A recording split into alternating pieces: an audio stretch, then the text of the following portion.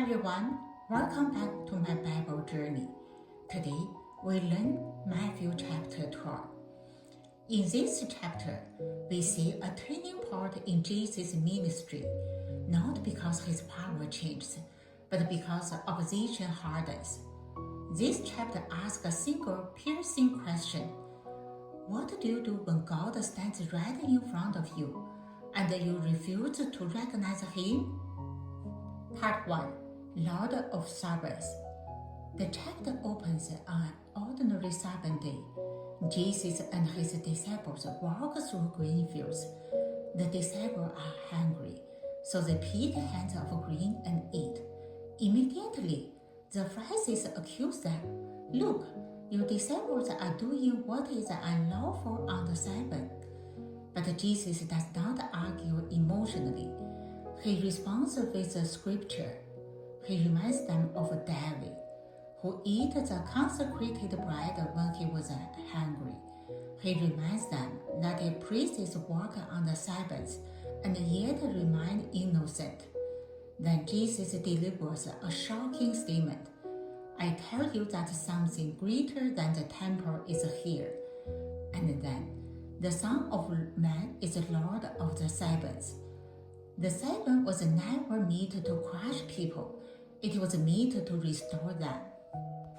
Part 2. A hand restored, hearts hardened. Still on the Sabbath, Jesus enters a synagogue. There is a man with a withered hand. The Pharisees watch closely, not to learn, but to accuse. Jesus asks them a simple question. If any of you has a sheep, and it falls into a pit on the Sabbath, will you not take hold of it and leave it out? Then he speaks the principle clearly. It is lawful to do good on the Sabbath.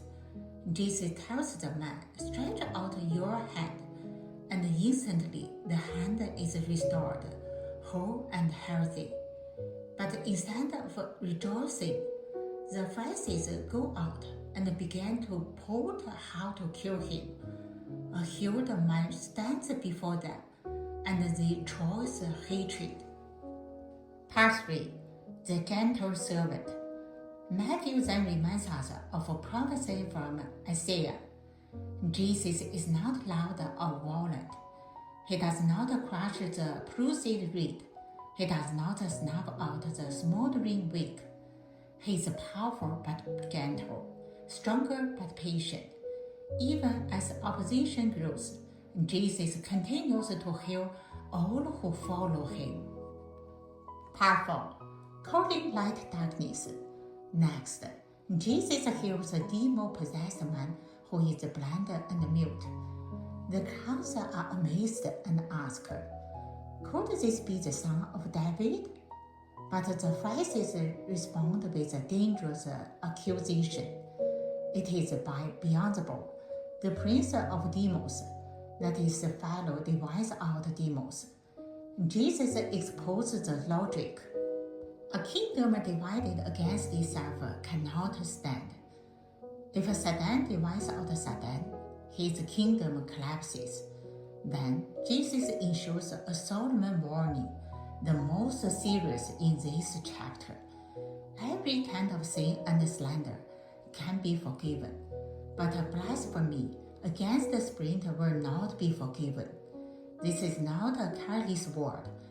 It is a hardened heart, calling God's work evil, even when truth is undeniable. Part 5. The sign of Jonah. The religious leaders ask for a sign. Jesus refused to perform for any belief. He gives only one sign.